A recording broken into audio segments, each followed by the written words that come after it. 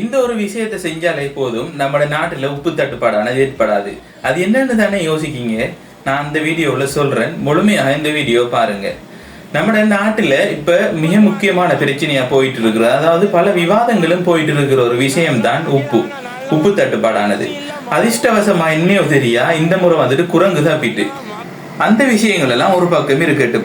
உங்களுக்கு தெரியுமா, ஒரு மனிதன் சாதாரணமாக உள்ளெடுக்க வேண்டிய உப்பின் அளவு ஒரு நாளைக்கு எவ்வளவுன்னு சொல்லி?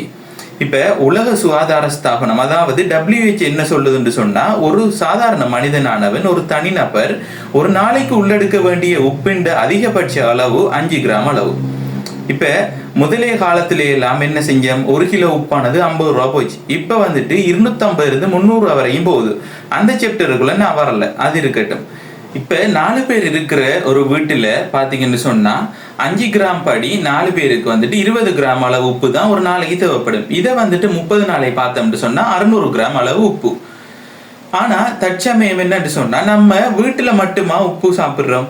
இல்ல, வெளியில வாங்குற பொருட்கள் எல்லாத்துலயுமே உப்பு காணப்படுது. அதாவது நீங்க பாத்தீங்கன்னு சொன்னா பீஸா, பர்கர் அப்படின்ட்டு நீங்க இது மட்டும் இல்லை, ஏகப்பட்ட பொருட்கள் வெளியில வாங்கி சாப்பிடுவீங்க. அது எல்லாத்தையுமே கணக்கெடுத்து பார்த்தோம்னு சொன்னா ஒரு மனிதனானது ஒரு நாளைக்கு 8 தொடக்கம் 10 கிராம் அளவு உப்பு உள்ளெடுக்காங்கன்னு சொல்லி பல ஆய்வுகள் சொல்லுது. இப்ப உதாரணத்துக்கு பாத்தீங்கன்னு சொன்னா, நீங்க ஒரு உப்பு பாக்கெட் ஒன்று வாங்குறீங்கன்னு வைங்களேன். அந்த உப்பு பாக்கெட்டை எந்த டேட்ல வாங்கினீங்கன்னு சொல்லி மார்க் பண்ணுங்க. நீங்க வாங்கின உப்பானது எந்த டேட்ல முடியுதுன்னு பாருங்க. அப்படி பாக்குற நேரம் உங்களுக்கே விளங்கும் நீங்க எவ்வளவுக்கு உப்பு சாப்பிடுறீங்கன்னு சொல்லி. இது சாப்பிட்றதால அதிக அளவா எடுக்கிறதால என்ன பிரச்சனைகள் வரும்னு சொன்னா, ஹைப்பர் டென்ஷன் சொல்லக்கூடிய உயர் குருதி அமுக்கம், அடுத்தது வந்துட்டு கிட்னி டிசீஸ், அதாவது சிறுநீரக நோய்கள் போன்ற பல நோய்கள் வந்துட்டு அதிக அளவு உப்பு சாப்பிட்றதால வருது. நீங்க உப்பை அளவோட சாப்பிடுங்க, ஆரோக்கியமா வாழுங்க. மற்றும் ஒரு வீடியோ பதிவுல உங்கள் அனைவரையும் சந்திக்கும் வரை உங்களிடமிருந்து விடைபெறும் நான் என்றும் உங்கள் டாக்டர் சாஜித்.